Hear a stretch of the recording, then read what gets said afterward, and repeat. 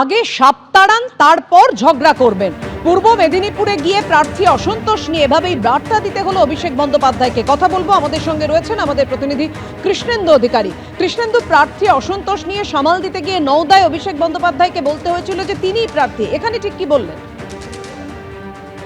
দেখো, আজকে অভিষেক বন্দ্যোপাধ্যায় পূর্ব মেদিনীপুরে গিয়ে সেখানে সাংগঠনিক সভা করছেন, সাংগঠনিক বৈঠক করছেন এবং দলের নেতাদের সঙ্গে বৈঠক করছেন এবং সেখানে একাধিক মন্তব্য তিনি করেছেন, যেটা সূত্রপাত জানা যাচ্ছে যে অভিষেক বন্দ্যোপাধ্যায় এটা স্পষ্ট করে দিয়েছেন যে যেখানে কাজ করলে পুরস্কার পাওয়া যাবে, কাজ না করলে তিরস্কার জুটবে এবং এটা পারফরমেন্সের ভিত্তিতেই হবে।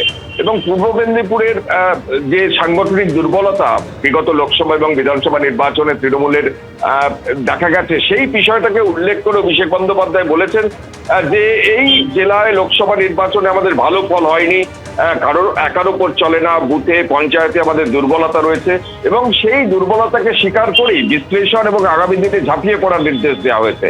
এবং এই প্রসঙ্গে তিনি বলেছেন যে আগে সাপ তাড়াতে হবে, তারপর আপনারা ঝগড়া করবেন। কারণ প্রার্থী অসন্তোষ বিভিন্ন জায়গায় যেমন দেখা গেছে, ওখানেও দেখা গেছে এবং এটাও তিনি বলেছেন যে যে দল যাকে প্রার্থী করেছে তাকেই আমাদের ভালো লাগুক বা না লাগুক তাকেই মেনে নিতে হবে, তাকে জেতানোর দায়িত্ব নিতে হবে, মান অভিমানের কোনো জায়গা নেই, আগে সাপ তাড়াতে হবে তারপর ঝগড়া করবেন। এবং এই বার্তাই দিলেন অভিষেক বন্দ্যোপাধ্যায়। ধন্যবাদ।